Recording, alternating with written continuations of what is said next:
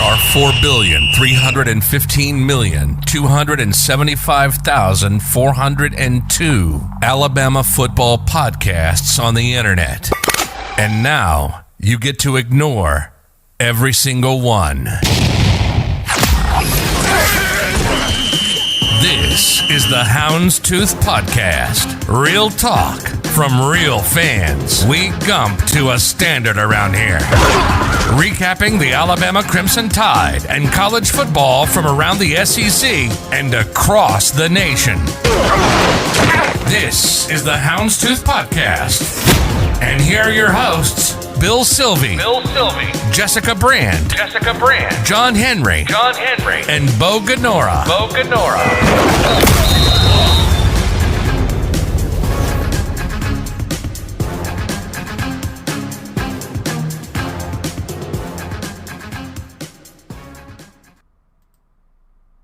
Well, good morning, sports fans. A recently famous politician made a statement once and said, "We're going to win so much, you're not going to be able to stand how much we're winning." After last night, I don't know how much more winning from this Alabama team I can stand. We beat the we didn't lose to the Razorbacks last night. And fortunately, I'm not soloing this morning. I have I have John Henry here to talk me off the ledge about yesterday's performance, because boy howdy, that was some scary damn football yesterday. John, I hear you champing at the bit over there. You wanna jump in here and get me on some copium? Good morning and roll tide. Listen, that was Arkansas came to play. Georgia, I don't think got Arkansas's A game. Alabama got Arkansas's A game. For whatever reason, people are smelling blood in the water this year with Alabama and are throwing the kitchen sink at them even more than usual. And Arkansas actually, they executed well. But I will tell you, they had 470 total yards of offense. 200 of that were on 5 plays, including a fake field goal. That's what kept them in the game. They just had our cornerbacks had a rough day. About 5 rough plays is what happened. Other than that, I mean, we kept them in check fairly well in the run game. We were good up front, but the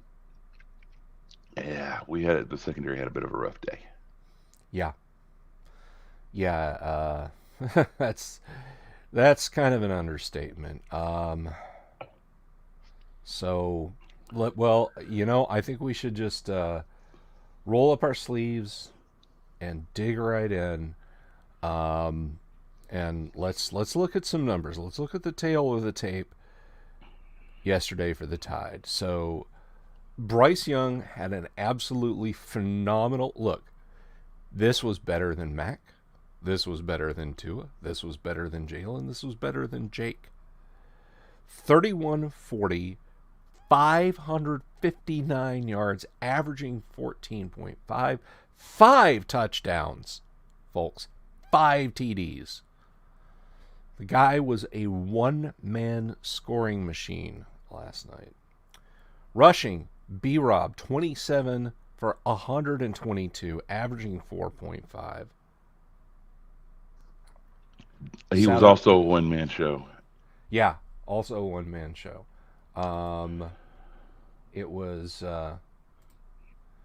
it was something else. And William Sims, one of our great audience members, shout out to the ref who didn't get flagged for OPI.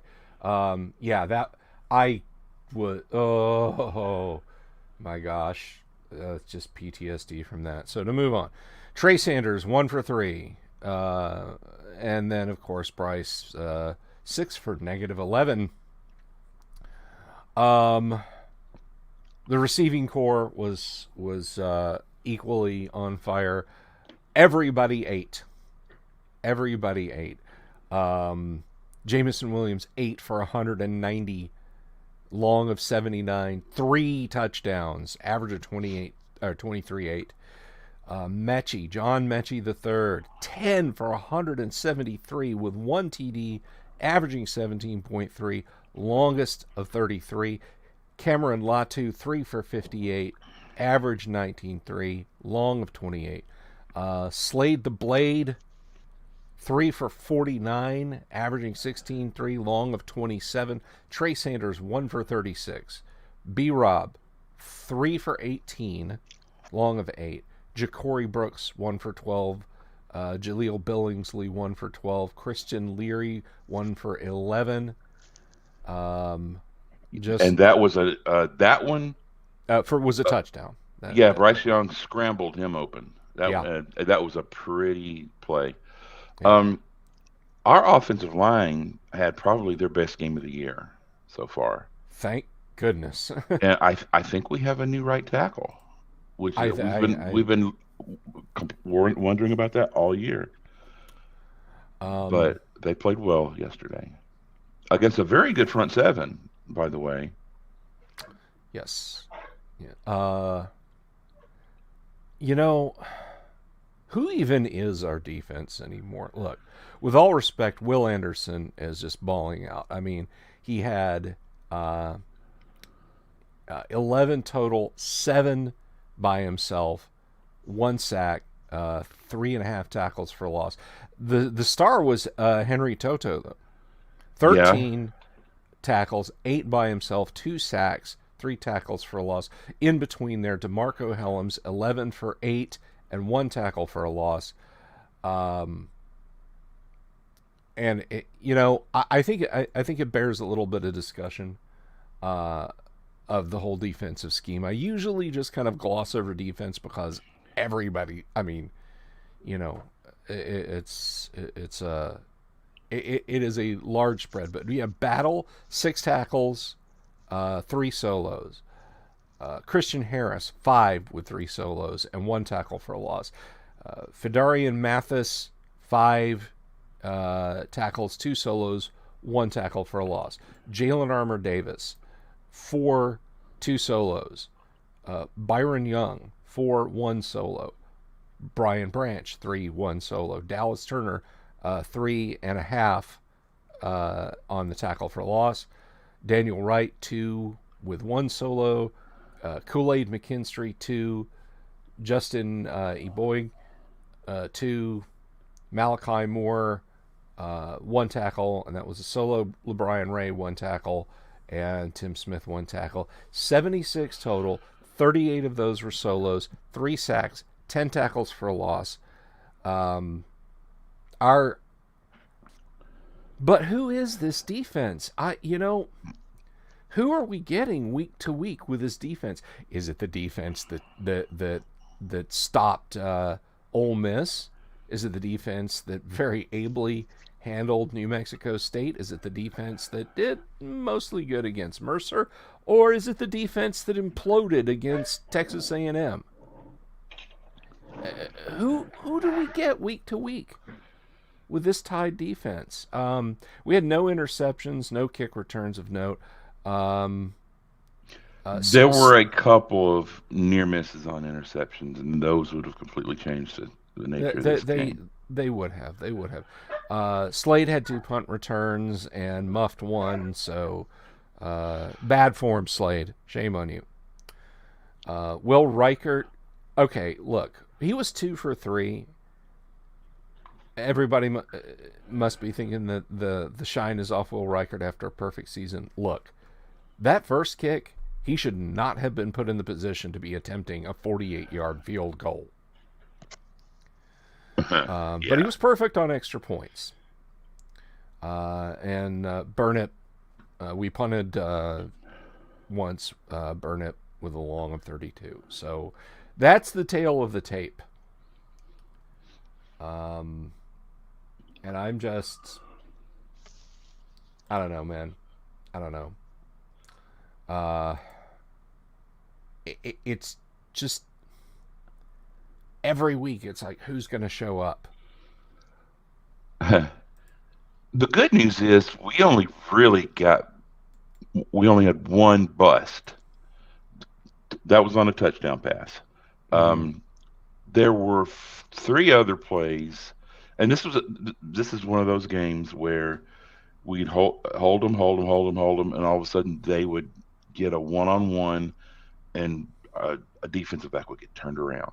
It happens three times Mm-hmm. where they had them, they were in position to make a play, and for some reason, a stumble, he turned his head the wrong way or something, and we had three plays like that where they got very big plays on third down to keep themselves in the game.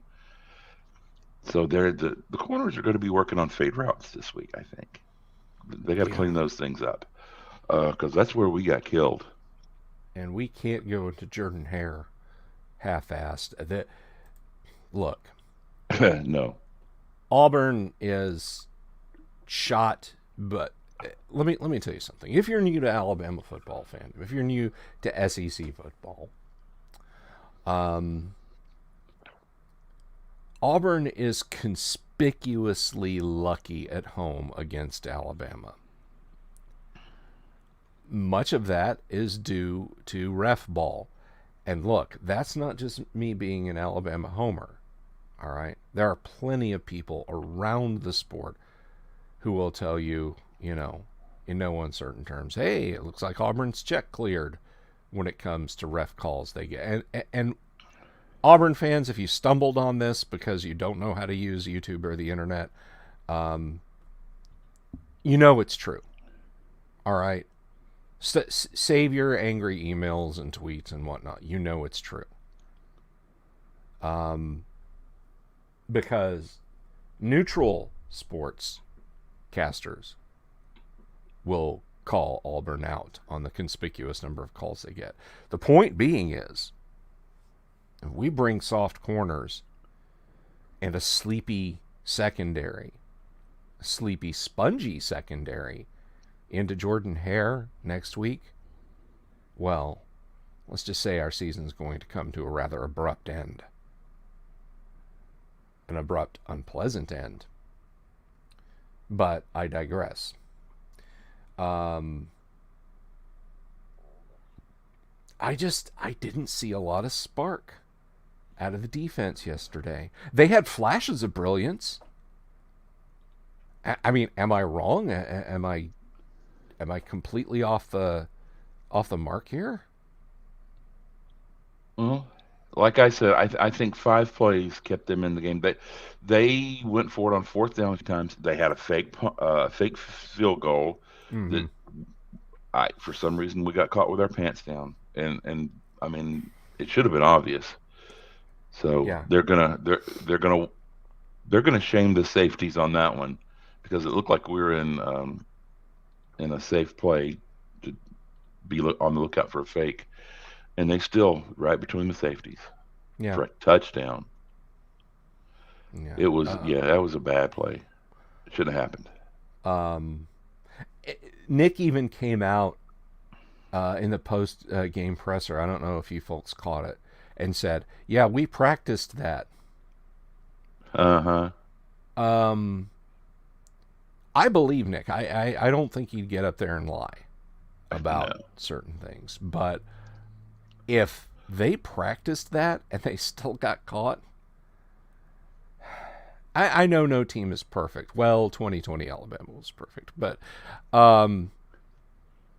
it's just kind of stultifying. I mean, when I watched that thing happen, I was just like, it made me think of other trick plays that had been running. What was it? NMSU that did that to us, or who was it that did that to us earlier in the season? Look, guys, if they see the soft opening, they're gonna take it. They're gonna take it every time, and we apparently can't defend the fake punt. So that was more than a little bit concerning. Well, we have 2 games left that we know. We've got Auburn next week Mm-hmm. in Jordan Hare, and then we're going to have Georgia, and because we are now in the SEC championship game. Uh, we've got to focus on Auburn this week because you never know what's going to happen to Jordan Hare, and once we get through that, assuming we do, which we should, um, then we're going to have to play our best game of the year, and we are going to have to be prepared for an onslaught of trick plays because um, Big Lots Bama is going to throw the kitchen sink at us because they think this is theirs for the taking. I don't And think they're going to have to throw the kitchen sink at us, to be honest, which is ugly and cynical of me to say as an Alabama fan, but please continue. well, my point is Alabama will have to play their best game of the year. They are not going to be able to make the same kind of mistakes they've been making. Because Georgia is going to pound us up front until they get single coverage, and then they're going to try to go over the top. So our corners are going to have to play much better than they did yesterday. Yes. Because they're gonna be one-on-one a lot in that game. Yes. And if they don't play very well, then we're gonna get beat, and it won't be pretty. Yeah. I hate to look past a game. So I'll say one thing about the upcoming SECCG, and I'm very proud of this Alabama squad for making it there, by the way. But we do have a game in front of us. But I will say this about that. If Alabama plays offensively and defensively to the best standard that they have played this season, averaged, it's going to look like a Big Ten shootout. Am I wrong? Can you see it coming down to like a 45-38 basketball game? I hope we can score that much on Georgia's defense. But again, that's with the assumption that Alabama plays to its absolute tip top best. Yeah, well, so LSU has been the best defensive front we've played against this year. At least that they played the best game against us, held us to 20. This is going to be a defensive front that's better than that. This is the best defensive front in the country. Mm-hmm. Fortunately, it looks like our offensive line is starting to gel at just the right time. As long as they can mentally hold it together, I think we should at least get them in a stalemate. And we've got a guy back there that can buy enough time to expose any weaknesses in that Georgia secondary. Yeah. There are plays to be had against this defense. I just haven't seen an offensive line this year play against them that could exploit it. I hope that we've got that. Notice everything I'm saying hinges on hopes, not this is what should happen. As long as I honestly, with either one of these teams, I just don't know yet. Both teams can be the best team they've played all year. So we'll see. I keep trying to stay focused and remember that out of the gate, Georgia struggled against Clemson. Georgia should have beaten Clemson 56-0 that night, and they struggled against them. So who knows? Yeah. So let's talk about tight ends for a second. Tell me about tight ends. Let's talk tight ends. Latu had a good day yesterday. I thought he had 3 catches. One of them was a very nice catch. But Jaleel Billingsley has completely disappeared from this offense, and that concerns me. I don't know what's going on with him, and I don't know. I think he may have a case of the yips or something because he's not getting the targets that I thought he was going to get earlier in the year. And that happens. We had a tight end back, and I'm going to age myself. back in the 80s, we had a tight end named Howard Cross, Mm-hmm. who, well, I've known him for a long. I knew him from Little League, and he got to Alabama as a tight end, where he was making fingertip catches in high school. He got to Alabama and couldn't catch anything. I mean, he was dropping stuff right in his chest, and it turned into a mental thing with him, and he ended up not getting as many passes his way. Got over it, fortunately, as he went on. But sometimes you just get into a little bit of a mental block, and it hurts your confidence. And I'm hoping that's all it is with Billingsley. But I'd like to see him making some more catches and getting more involved in this offense. Yeah, I mean, it may have been a case of other defensive just say, hey, Billingsley is their weapon X, cover him up. But then he should have balled out against NMSU last week. But yeah. I hope you're right. I hope you're right. But I really like what I'm seeing out of Latu. He's yeah. I mean, this is his first year playing tight end, and he's doing pretty well. So I'm impressed with him. Yeah, I mean,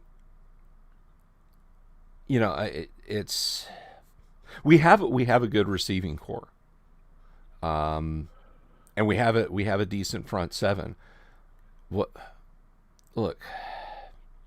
I really like Bryce Young. I think he's the best man for the job.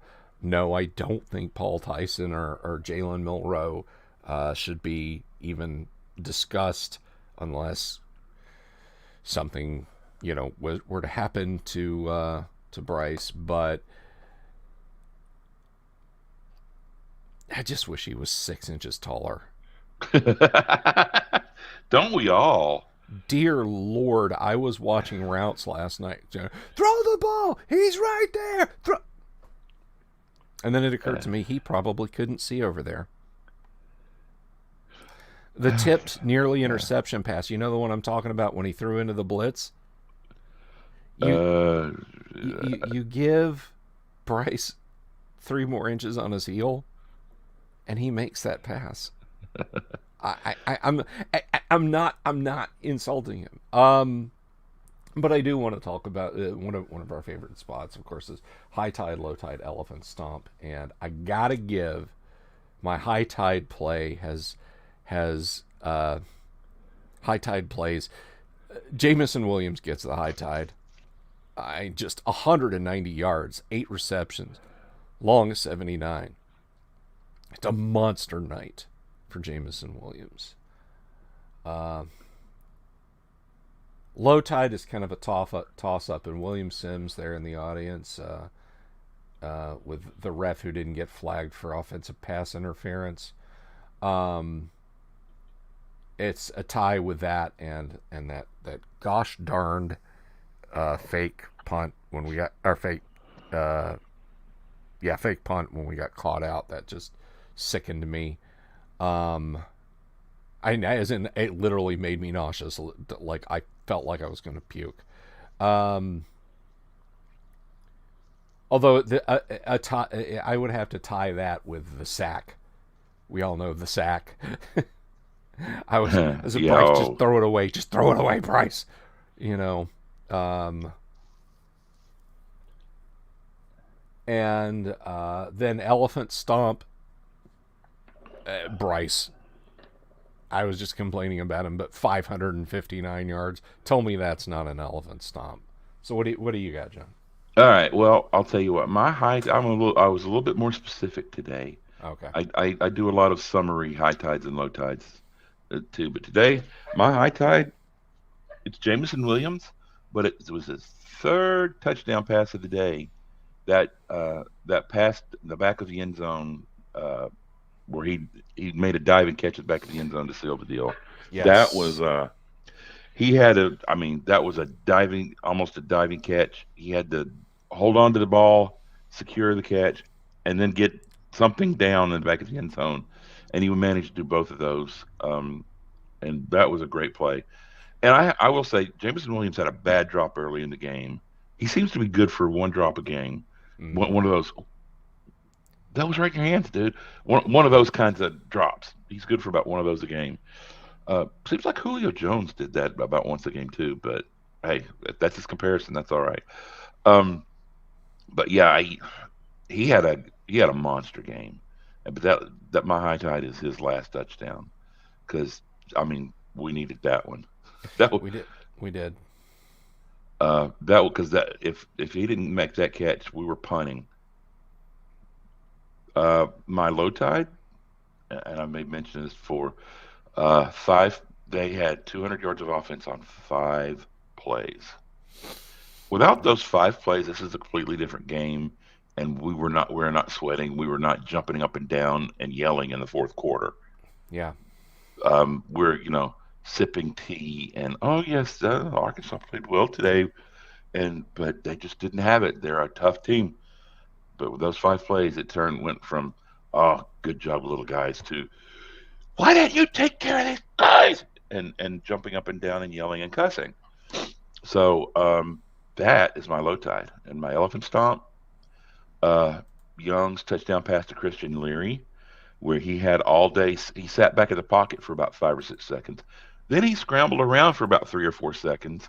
Looked like he was going to run, collapse the defense, and he was able to flip the ball out to Christian Leary, who skipped into the end zone basically because there was nobody around. That was an example of scrambling a guy open, and it was beautiful. Yes. Yes. It was. It was quite the quite the game for that kind of play.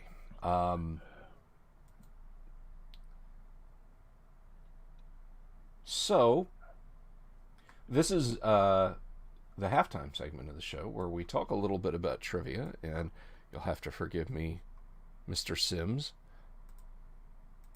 But yeah, so last week's trivia question was, who was the last ranked team that NMSU played? Nobody got the correct answer, but the correct answer was the Alabama Crimson Tide. That's right. Alabama was the last ranked 1A FBS team that NMSU played. So we do the little trivia questions here if you're new to the show.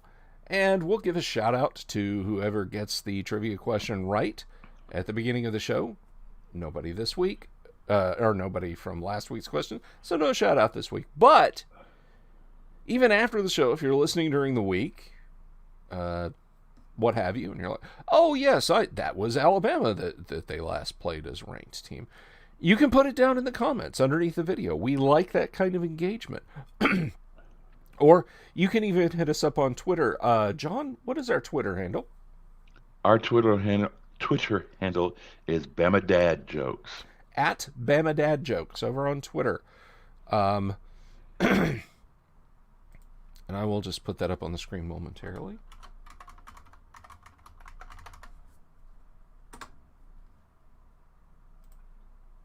You can hit us up on Twitter at Bama Dad Jokes if you know the answer to the trivia question. And today's trivia question, we have a humdinger. Good luck picking this one up. I didn't know the answer. And this is from Jess Brand, who we hope is well today. We're missing our sabermetric queen. Birmingham native Jack Crow coached at Arkansas from 1990 to midway through 1992. Upon his firing, who was named interim head coach of the Razorbacks? Who was the interim head coach of the Razorbacks when Jack Crow was terminated midway through 1992? So if you know the answer, you can put it in today's chat. You can leave it in the comments later if it comes to you, or you can tweet it to us at Bama Dad Jokes, and you will get the shout out next week. So now it's that happy time when we are going to talk about the top 25.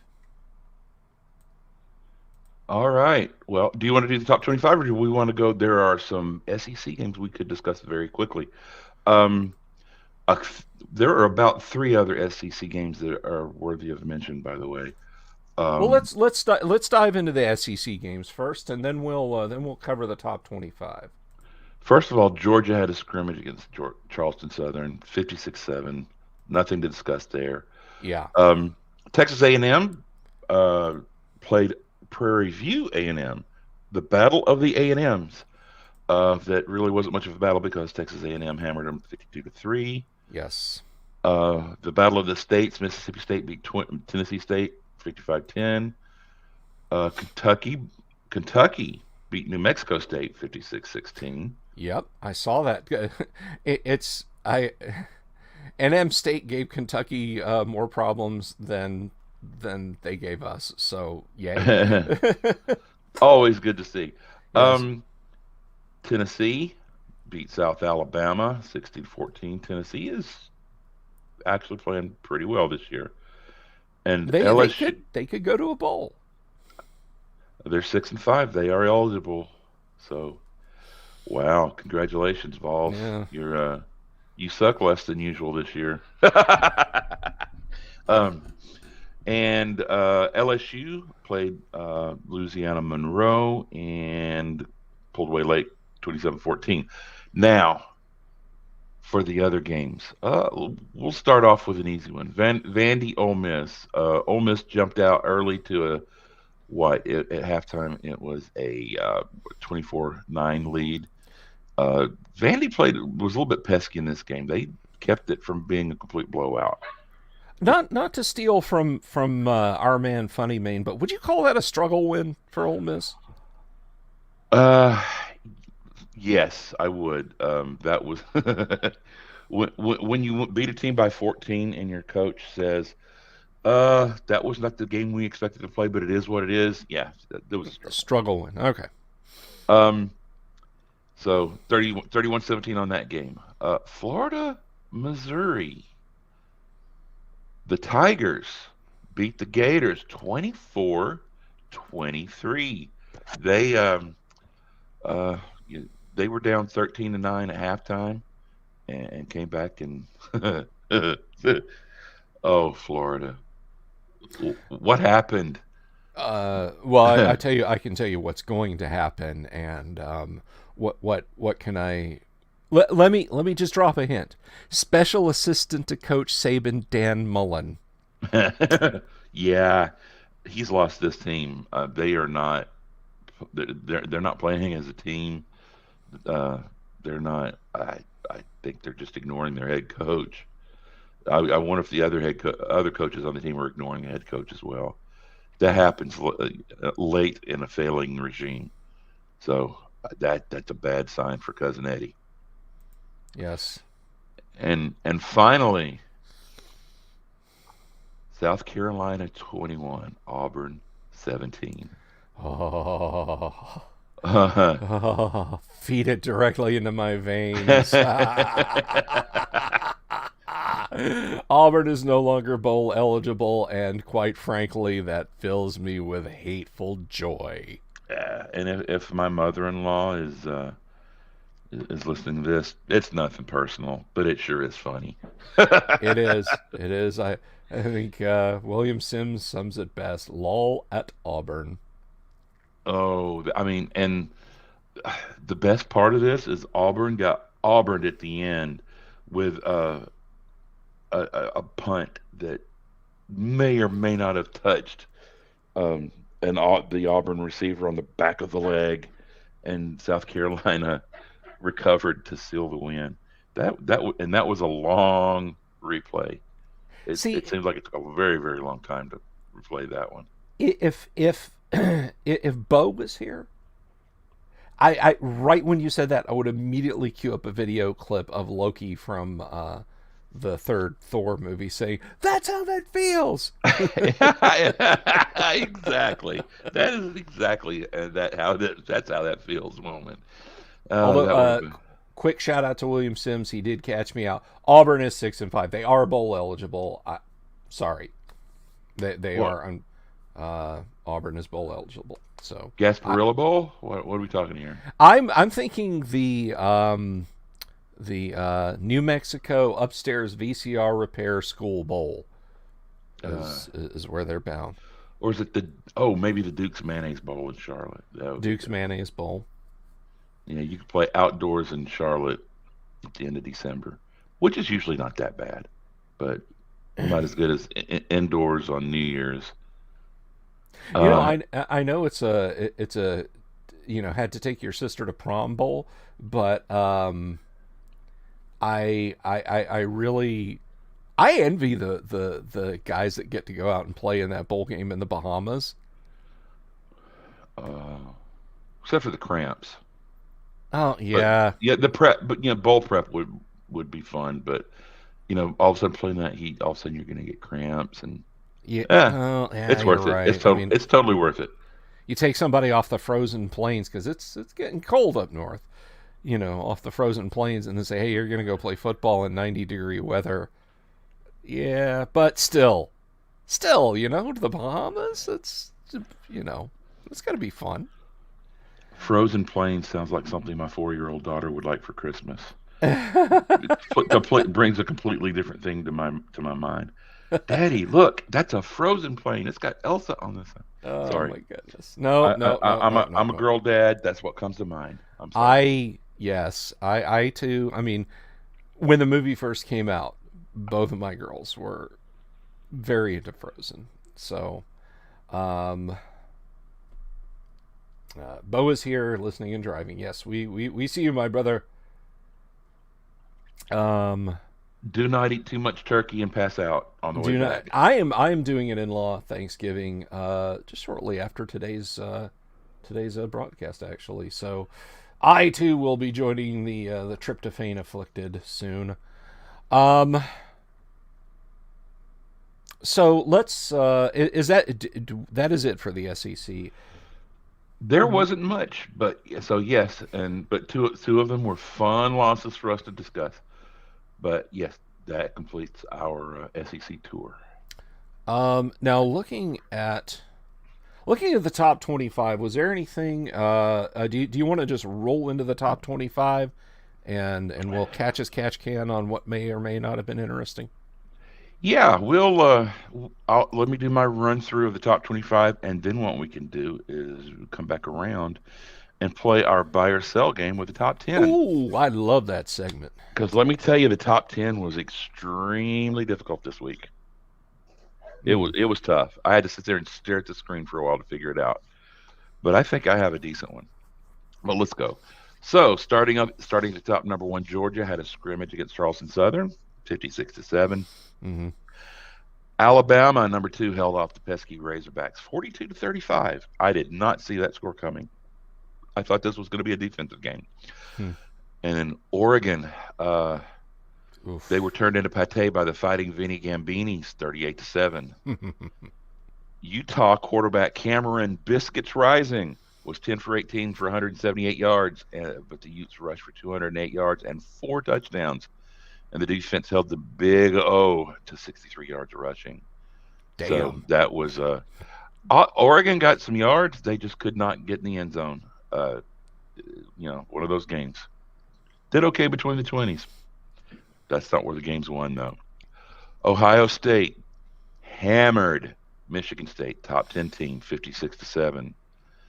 The Buckeyes held quarterback Peyton Zorn to 14 of 36 passing for 158 yards and a touchdown, and held Sparty to 66 yards rushing, while Stroud was 32 of 35 for 449 yards and 6 touchdowns in the first half. And Ohio State had 206 yards rushing.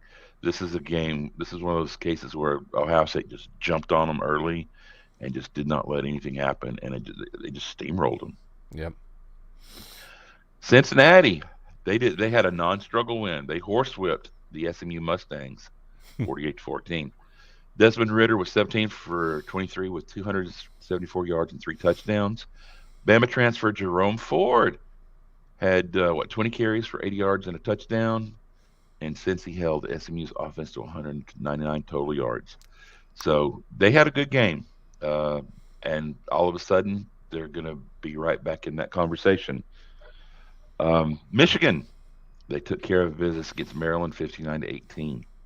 Michigan had 352 yards passing.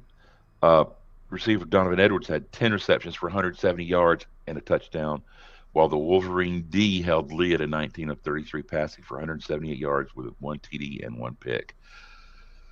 Leah is struggling a little bit. Part of it's the team he's on, but he's been a little bit inconsistent this year, I think. Yeah. All right, and Michigan State. Well, we've already talked about the Cretans. Excuse me, the Spartans. So we'll just move right on to Notre Dame. The brawling Celtics defeated Georgia Tech 55-0. QB Jack Cohn was 15 of 20 for 285 yards and 2 touchdowns, and the Irish had 212 yards rushing.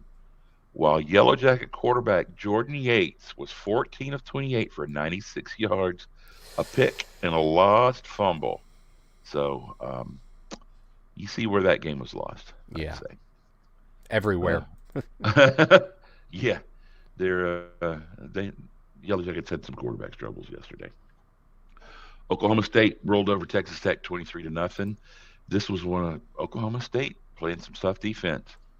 Quarterback Spencer Sanders was 19 of 37 for 239 yards and a touchdown, and they had 108 yards of rushing, while the Cowboy defense held the Red Raiders to 108 yards of total offense, including 26 rushing attempts for 25 yards. So that's a defense that's gonna it'll scare small children. Yeah. Maybe not big children, but small children. Wake Forest lost to the Fighting Dabos, 48-27. Clemson scoring some points yesterday. I know. Late season ascendant Clemson. Well, and that means Wake still has to win a game to lock up they're in the Atlantic. I can't remember. I always see they're Atlantic and Coastal. What does that even mean? I don't know. I think they're in the Atlantic, but whichever division it is, it's the one that Clemson's won for the last 6 years. Right. They still have to win a game, and they've got one game left to keep Clemson from being the champion of the Atlantic Division. Clemson quarterback Ukulele had running back Kobe Pass had 24 carries for 191 yards and 2 touchdowns, and Will Shipley had 19 rushes for 112 yards and 2 touchdowns, and also threw a 2-yard jump pass for TD. Yesterday was a big day for jump passes, apparently. Mm-hmm. Ukulele went 11 for 19 for 208 yards with a TD and a pick. Meh. I thought this guy was going to be great. He's been very mediocre this year. Wake had. Go ahead. No, finish your thought. I'm going to move on after this. Look, it's very easy for me to say this from the somewhat precarious perch that Alabama is sitting on, but honestly, I don't think Clemson's as good as their 8-3 record shows. I don't. What are they in their conference? Who in their conference, other than Wake Forest, is a power team? I mean, honestly. Well, you could make the argument that NC State and Pitt are power teams because they both beat Clemson. That's very true. Sorry, I had to bring that up. No, it's good. It's good to remind them of their place. But you drop that Clemson team into the SEC, and they're a 4-4 team or a 3-5 team at best this season. Are you saying that this year Dabo is the ACC version of Go Tigers? Less horrible as a person, but yeah, from a coaching standpoint, yes. Yeah, they have a good defense. They have a really good front seven, and it showed yesterday because Wake only had 36 yards rushing. The weird thing is they had 370 yards passing with only 1 touchdown and an interception. That's another game where they had some success between the 20s, and Clemson got really good. They stepped up in their red zone. Seems to be their MO as a defense a lot. Give you some bend, don't break between the 20s, and then blitz you once you get to hit the 20. But yeah, we don't have to keep talking about Clemson. Let's move on to Baylor. Yes. They beat mighty K-State 20-10. Baylor scored on a short field after a muff punt by the Wildcats. This was going to be Kansas State's first possession. They muffed a punt, but Baylor got a short field out of it. QB Jerry Bohanna threw another TD. He threw a touchdown on that one, or they got a touchdown on that one, and then Jerry Bohanna threw another touchdown later in the first half. Got injured. So they had to bring in redshirt freshman Blake Shapen, who had all of 3 pass attempts on the year in his career before coming in this game, and he came in and was adequate. They managed a couple of field goals, but they were able to.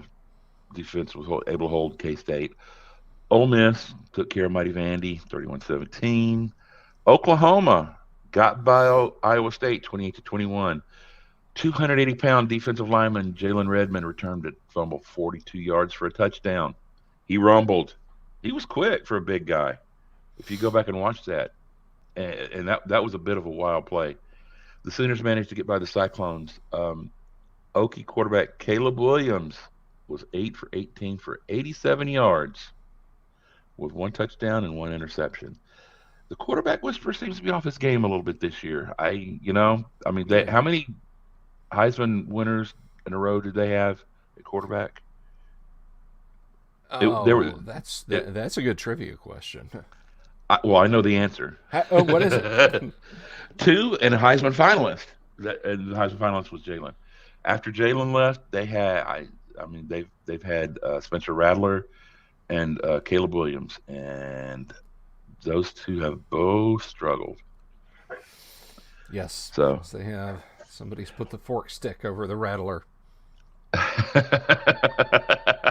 Okay. I've been waiting all season to say that, and we're short-staffed today, so I had the shot and I took it. That's right. You shoot your shot. I was not expecting that one. That was a little clever. Okay, good. Moving further out west, Brigham Young shut down the Georgia Southern Eagles 34-17. And by the way, shooting Eagles is a felony, yes. So don't do it.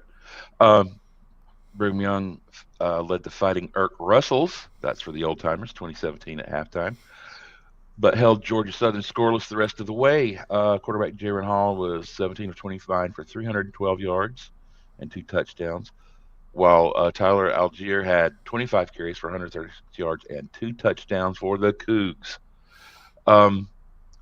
You know what? That's a little bit of a struggle win. For a ranked team, Georgia Southern shouldn't be keeping them that close. Yeah, I mean that's not 17 garbage points in the fourth quarter. All right, No. you're a BYU fan, getting up to stretch your legs at the half, and you're like, well, crap, are we gonna pull this one out against Joso? Yeah, 2017 at halftime, they did. Second half they outscored them 14-0. So they took care of business in the second half. But no, a ranked team should not be letting Georgia Southern hang around like that.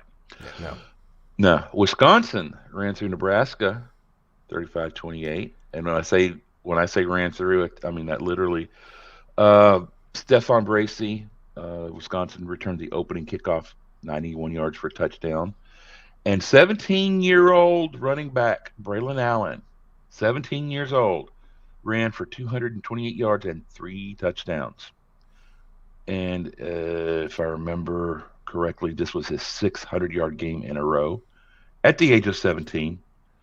Colin Wilder intercepted Nebraska quarterback Adrian Martinez twice, and the Badgers needed every bit of that to keep the Cornhuskers at bay, because Nebraska had the ball at the Whiskey 11-yard line in the final minute, but turned the ball over on downs in the game. Now, can I just say that for a Big Ten score, 35-28 is sedate.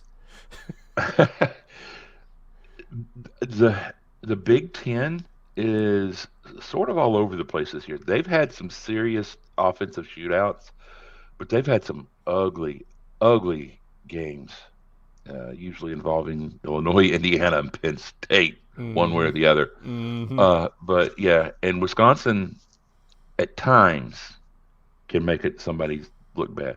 And Ohio State's going to be Ohio State this year. After that one loss, they have turned it on, and they're looking pretty dominant. But yeah, There have been there's been some offensive shootouts in the Big Ten this year. Although I will tell you, if for conference games from here on out, I think you're going to see a lot less of those because it's now getting below freezing up there, and these are the games that they think they claim to love, but they always flock to the South for the Yeah. bowl season. Yeah. So they just want to whine about we never play those kinds of games. It's because we're not stupid enough to live where you live, idiots. Yeah. When the start of the third quarter, the football is turned into a cinder brick. It's not fun to play anymore. I'm trying to remember.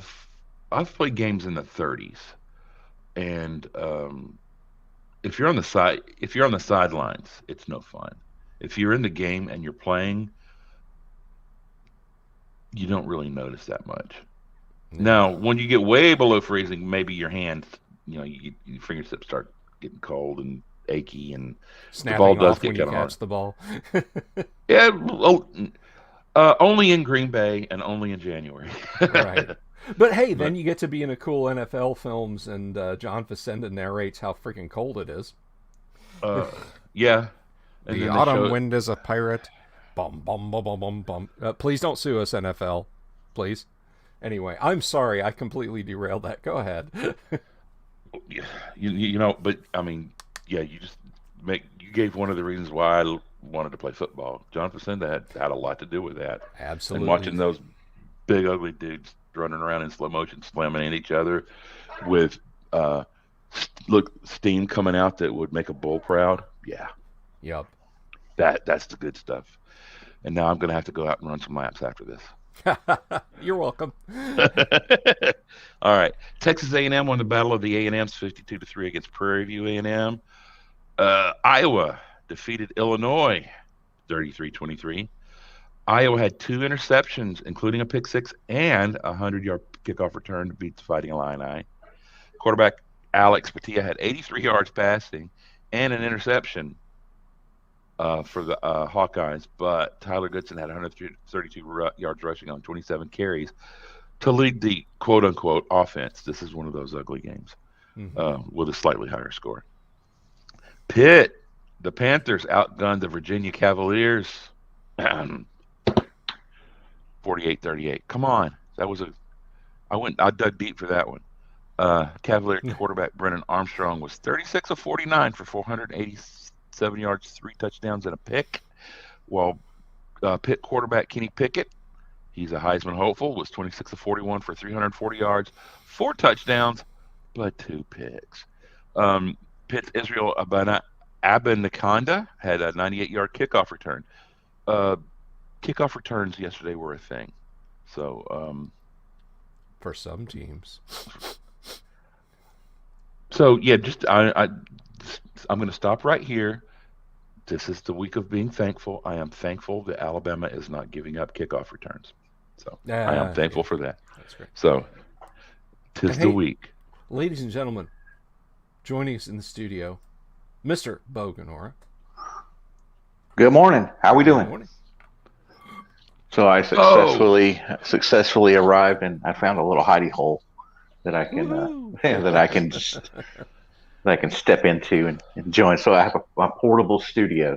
Hope it's not too echoey, and we'll just leave it at that. You're fine. You're fine. We were just about to talk about NC State getting over on Syracuse. Well, let's talk about San Diego State first. They managed to escape Vegas with a 28-20 win over UNLV. Oh, yes. So the Aztecs quarterback Lucas Johnson was 18 of 24 with 3 TDs and a pick.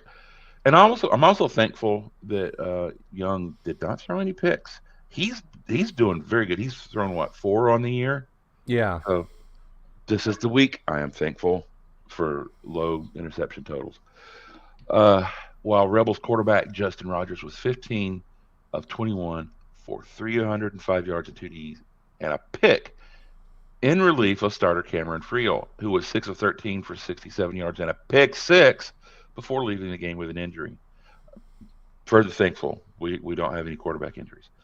San Diego State was only up 21-20 until Johnson threw a 70-yard TD pass to Jesse Matthews with 3.5 minutes left in the game. So when I say escaped, that game was close that was a nail biter until late, and they pulled out. Now NC State, they put the squeeze on the Orangemen of Syracuse, 41-17. You've been waiting for 2 days for that one. I take them where I can find them. Absolutely. NC State linebacker Drake Thomas took an interception, 38 yards for a touchdown. Linebackers touchdown. I like linebacker touchdowns. I like fat guy touchdowns in general. Donovan Knight had a 97-yard Heisman kickoff. Trophy winners. Hey, listen, as a fat guy who they would not let touch the football, I'm all for them. I root for those guys. Absolutely. I want to see the rumbling, bumbling, stumbling. You go get yours, young it. man. Oh my, storybook it for the big man. That's right. Wolfpack quarterback Devin Leary was 17 of 24 for 303 yards and 2 touchdowns to get the win, while Syracuse quarterback Garrett Schrader was 8 of 20 for 63 yards, 0 touchdowns, and the aforementioned pick 6. Arkansas, they played well against Bama, 42-35. Glad to come away with that win. UTSA sneaked by the UAB Blazers, 34-31. And let me tell you, boys, this was a game. With 7 seconds left, the Blazers were up 31-27, and Roadrunner quarterback Frank Harris took the snap, dropped it, then threw a pass that was tipped at the line of scrimmage and caught by diving tight end Oscar Cardenas, and UTSA came away with a win. That was a play. That was one of those. It gave me nightmares of 2012 Texas A&M and Johnny football. So quarterback Frank Harris was 25 of 36 for 323 yards and 3 touchdowns for the Roadrunners. Blazer quarterback Dylan Hopkins was 15 of 22 for 254 yards, 2 touchdowns and a pick. And Dwayne McBride had 24 carries for 144 yards and a touchdown. So UAB acquitted themselves well in this game, just couldn't bring it up, couldn't bring it out at the end. Utah, well, we already talked about how they handled Oregon and turned them into duck pate. Houston, the Cougars down the Tigers of Memphis, 31-13. Houston quarterback Clayton Tune threw for a touchdown and ran for another, and the Houston defense picked off Memphis quarterback Seth Hannigan twice for the win. Nice. And finally, Mississippi State took care of Patsy Tennessee State, 55-10, and that is the top 25. All right. All right, boys. It is time to play Buy or Sell. Bo, are you ready? Yeah, let's go. All right. So you don't have no overdose of tryptophan yet? Good. All right. Well, my first pick is obviously uncontroversial. Number 1 is Georgia. Anything to say? Buy or sell? Nah, I'm holding what I got for a couple of weeks. Yep.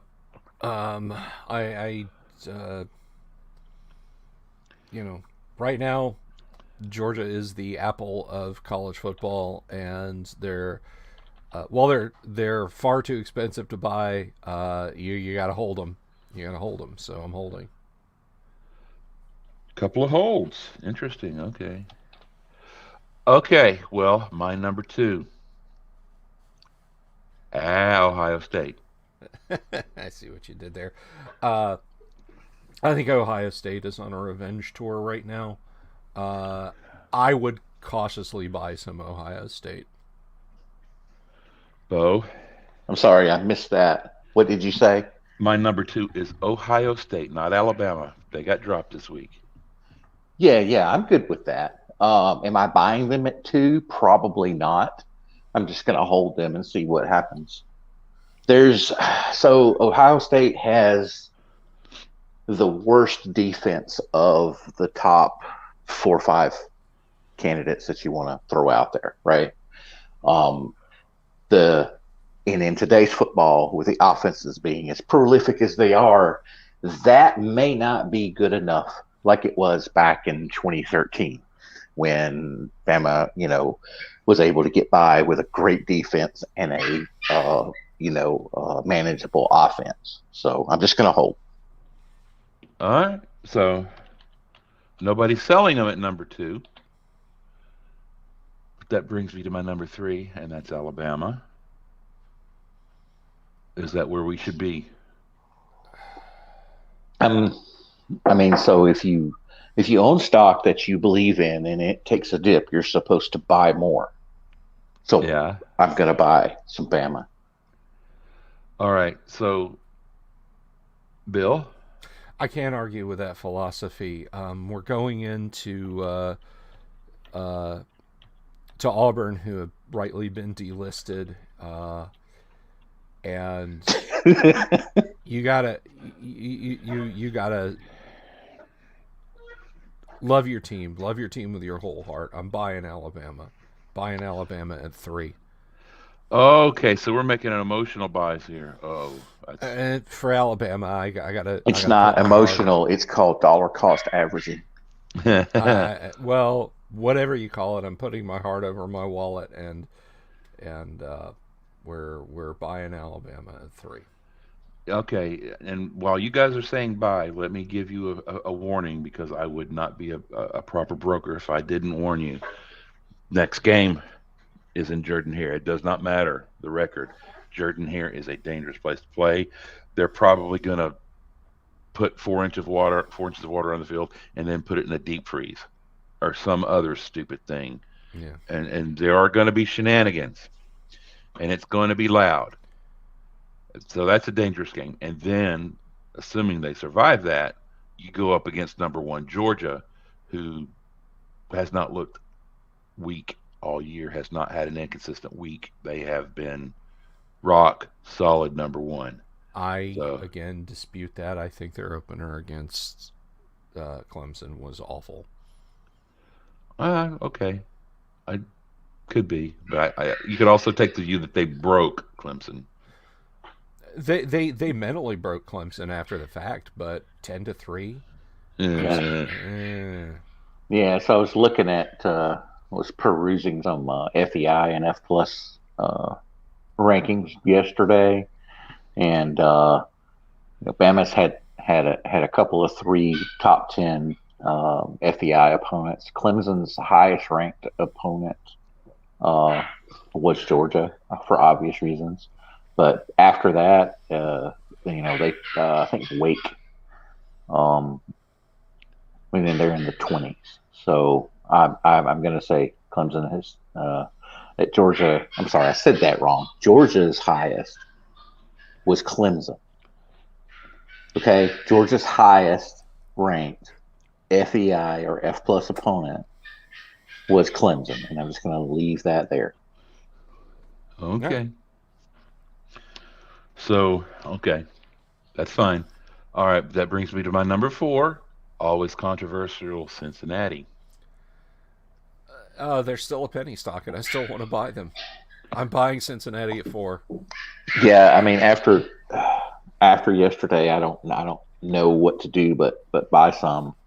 Hopefully, it hasn't shot up too high, but yeah, I don't see anybody else right this moment that you could put it for, unless you put Michigan there pending the outcome of Ohio State, Michigan. So, I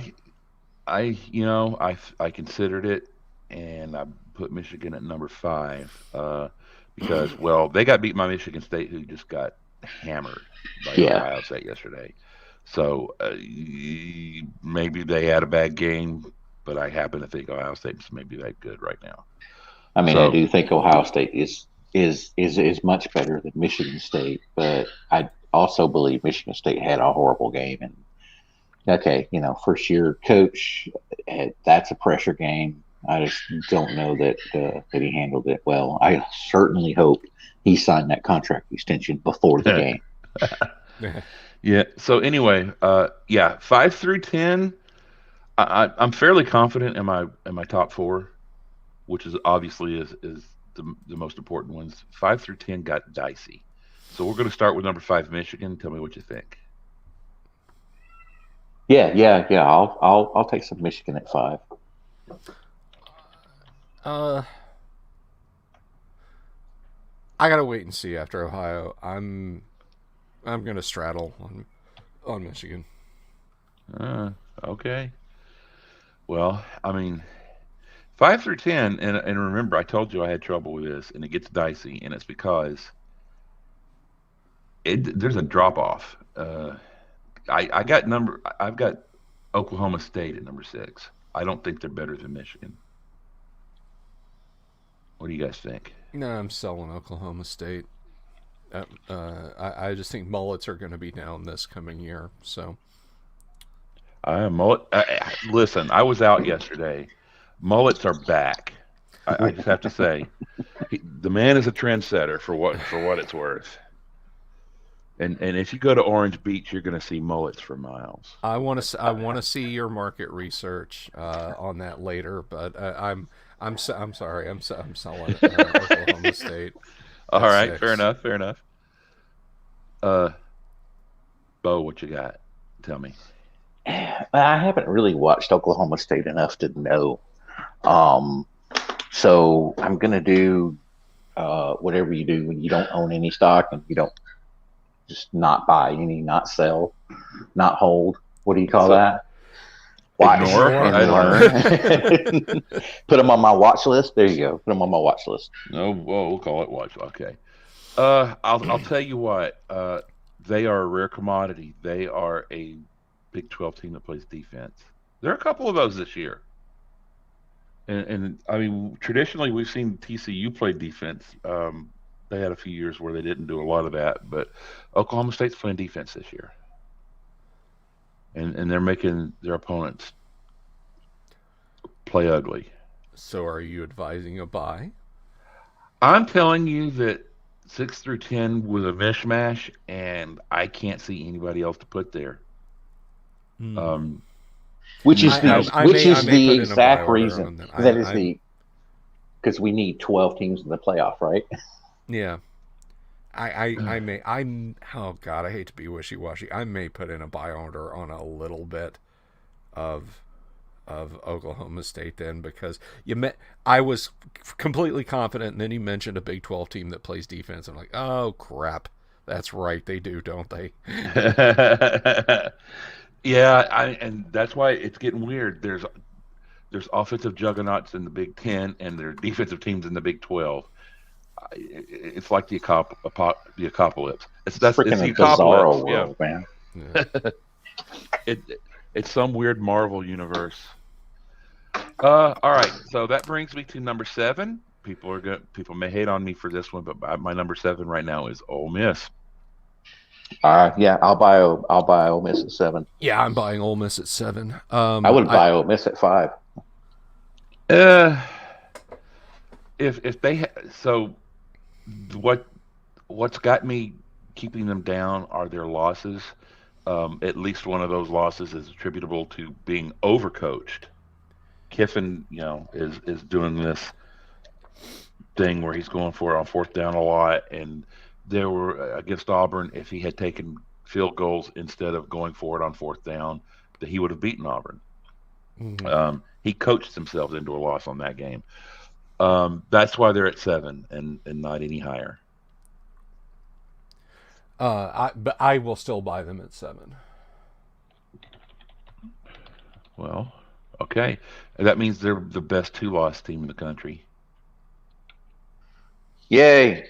Isn't that right? Yeah.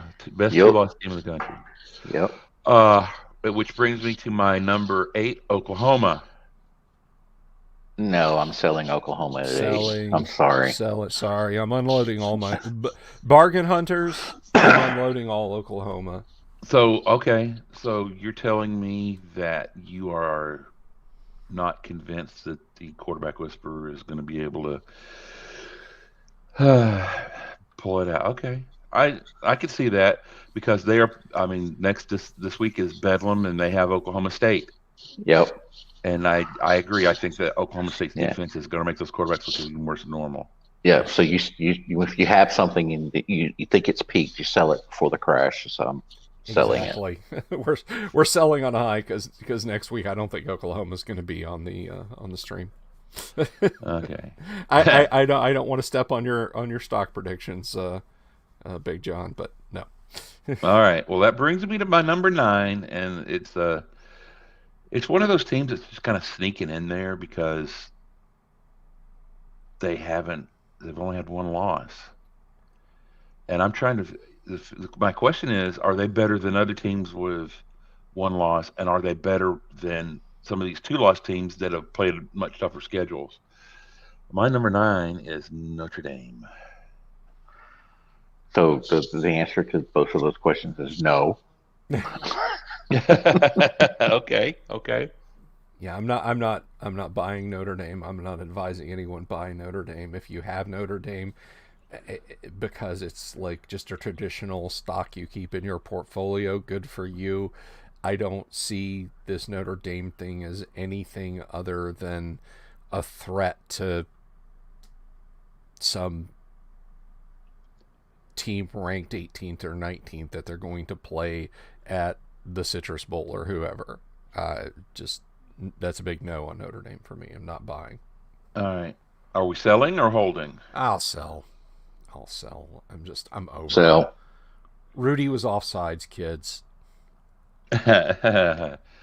So, I have had the opportunity to move them up in the last 2-3 weeks because teams in front of them have been losing, but teams in front of them have been playing tougher schedules, and so I have not moved them up. I'm moving other teams up in front of them, including Oklahoma and Ole Miss. Now my number 10. I had the opportunity to put Baylor there. I had the opportunity to put Michigan State there, and I had the opportunity to put Oregon there. None of those teams impressed me at all. But there's a team here that has got they've got a big win and a couple of bad losses, and that's Texas A&M. Yeah, I'm still buying Texas A&M. I'm buying Texas A&M. Yeah, I feel like they're higher, and I feel like they're being undervalued because of those bad losses, which were early in the season and had to do with injuries and replacing a quarterback. So you got to give a little bit of consideration there. You do? You do you? Yeah, you do. Well, I'm the one that put them there, so I agree. That means that we have the SEC has the best 2-loss team in the country and the best 3-loss team in the country. Yeah. Are we saying that the SEC West is that much better than the rest of the country? I am absolutely saying the SEC West is that much better than the rest of the country. If we could three anyway. Yeah. If we could form some kind of nightmarish Voltron out of Alabama, Arkansas, Texas A&M, and Ole Miss, and just stomp our mecha suit all over the rest of college football, nobody could take us down. Yeah.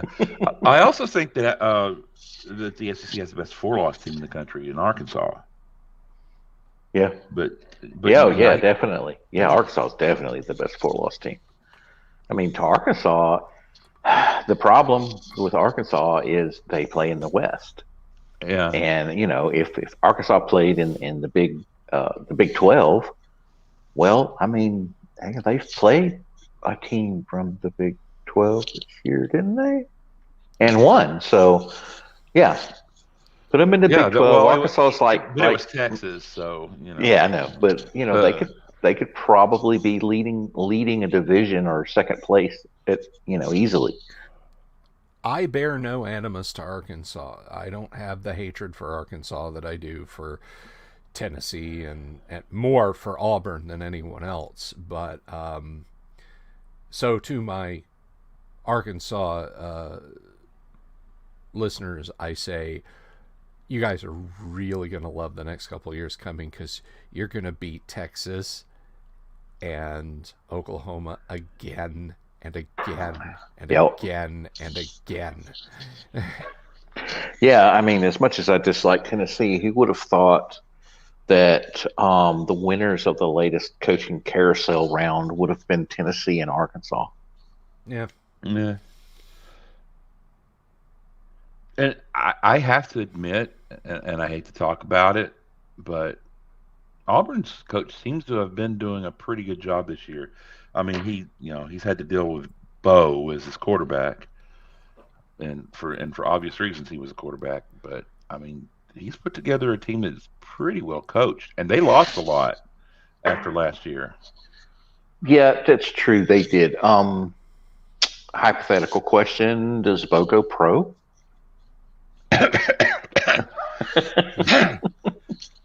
And second question: is that addition by subtraction if he does?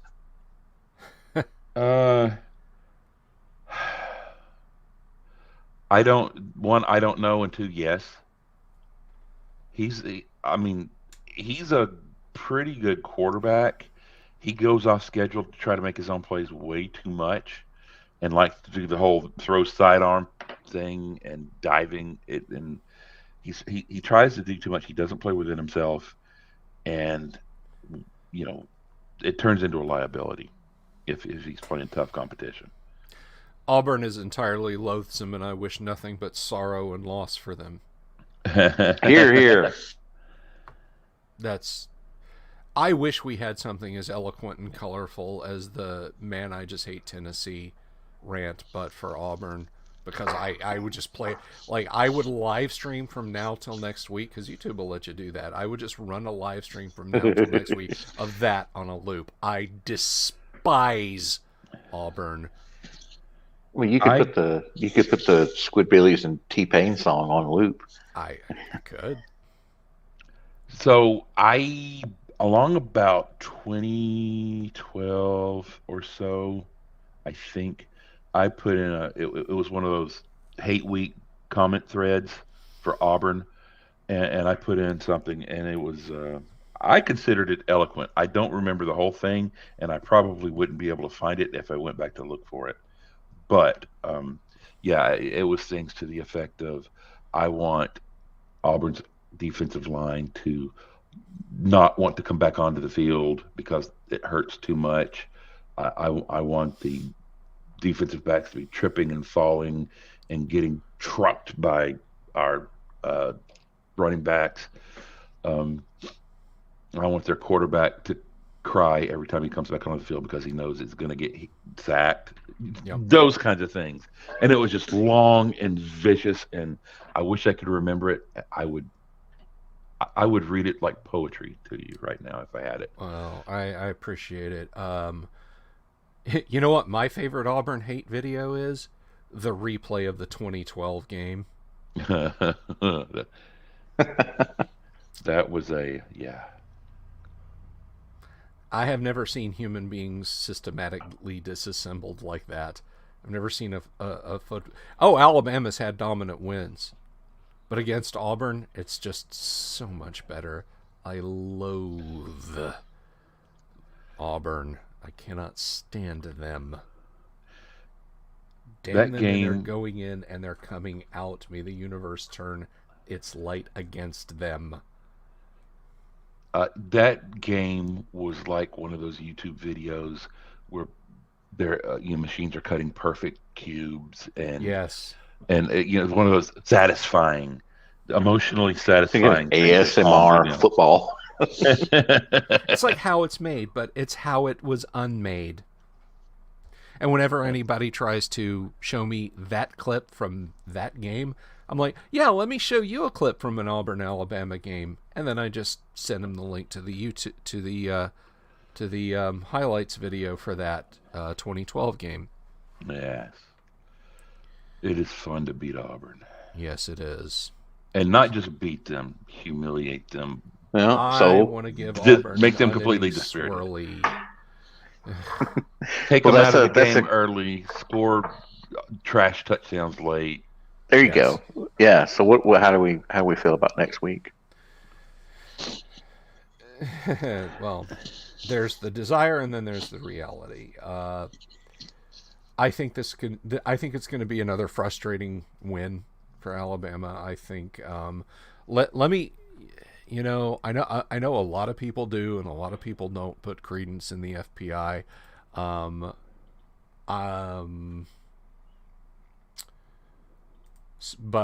But just to take a look at it, just to give us a little bit of talking point ammunition, So we don't have a spread yet. We don't have an over under. We don't have a line. But the FPI is giving us an 81.6 versus an 18.4. Any other year, I'd say, oh yeah, okay, that just means we're going to truck these guys. This year, that's like a 50-50 shot and I hate to say that for this Alabama team. It depends on who shows up. Nick has consistently tried to light a fire under this team. How many times, you guys, has Nick Saban come out and said, I'm disappointed in this team and a presser? More this year than I remember any other year. I mean, he's come out and talked about, like, Angry Nick has come out and talked about the team. But there's a timber and a pitch to, I'm going to light a fire under these guys. I'm going to eat these dudes for breakfast and practice. I'm done with you people. Interview over, and stomps off. This year,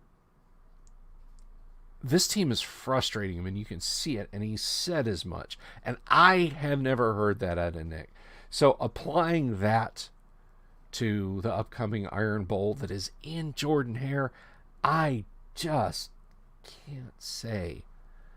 Looking at the stats, PPG 44.6 for Bama, 31.6 for Auburn. Only allowing 18.2. Auburn's only allowing 22.1. Total yards, 484.7 versus 432.7. We have way more yards passing than they do, 322.6 versus 256.9. We're allowing fewer overall yards, 293 to 374.4. But I just don't know. Yeah,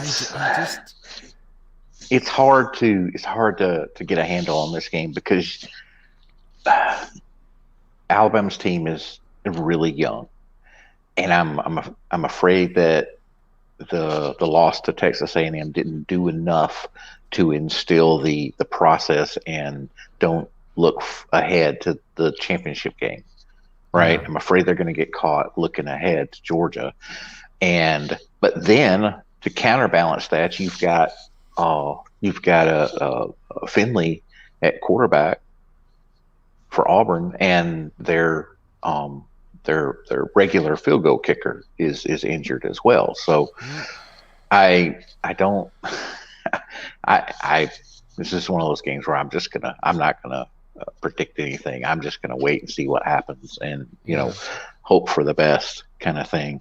Just understand if something comes up in the human interest stories of whatever newspapers they publish there in Montgomery, that a major booster for the War Eagles has generously decided to donate a kidney, be on the lookout. It means they're fixing to write a check to a ref. Oh man, I thought those refs yesterday in the Bama game had money on C.J. Stroud to win the Heisman. What the crap? I don't think we got ref balled as bad as we have in earlier games this season, but there were a couple of calls. Yeah, there were some ticky-tack holds that were just like, okay, yeah, he's 15 yards away. Yes, it was a hold. The ball's 15 yards on the other side of the field, did somebody slip a $5 to Ness and Danielson? I don't see how that can be an intentional grounding call. Yeah, I thought it was intentional grounding when it happened. Brad, the nearest receiver is like 12 yards away, dude. Yeah. Well, if he had threw it at the guy's feet, then he probably would have gotten away with it. But he threw it at the ground 3 yards in front of him. Yeah. And the receiver was an additional 10 yards away. So I don't. Yeah, it was obvious. That may. Yeah. I thought it was obvious, and I was surprised that that they even called it. So. Yeah. So, if the refs are,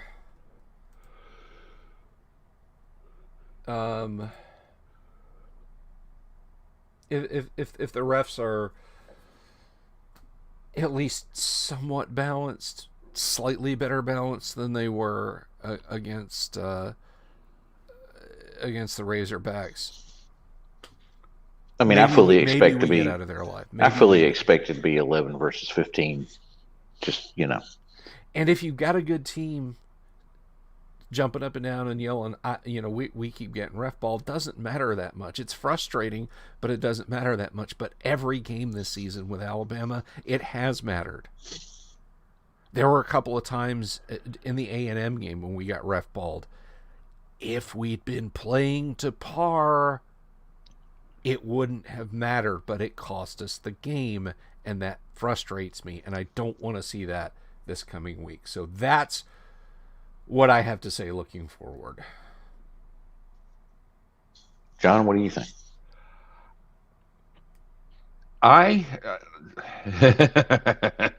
Maybe it's the optimist in me, but I think it's going to be different this time. Does that sound familiar?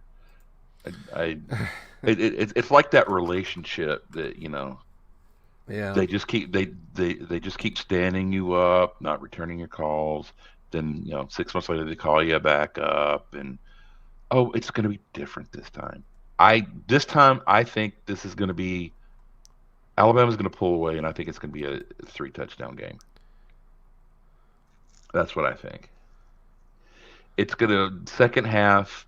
You'll be able to relax and talk to your friends if you're having an Alabama Auburn party, and you're going to get to enjoy it, and you're not going to be sitting there all tensed up on the couch and everybody's trying to talk to you and you're like, shut up, there's a play, because you're worried about what's about to happen. And I don't think there's going to be a whole lot of plays where, all right, Young, throw the ball. I think this is going to be a game where we stay on schedule and we're just going to steadily pull away. I hope you're right. Feel free to beat me up on this next week if we flop around and make it a game. Beat me up. I'll have deserved it. Yeah. So I'll take the beating if I'm wrong. I don't mind.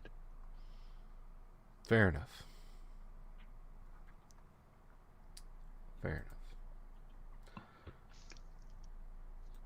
So any closing thoughts, any parting thoughts this week, gentlemen? I have one, but I'll open the floor to any final discussion.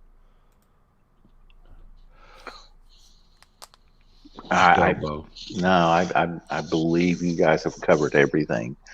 I was listening while I was driving up the first part of the show. Well, I hope we gumped to a standard. You did, yeah, we did. We jumped to a standard around here, so.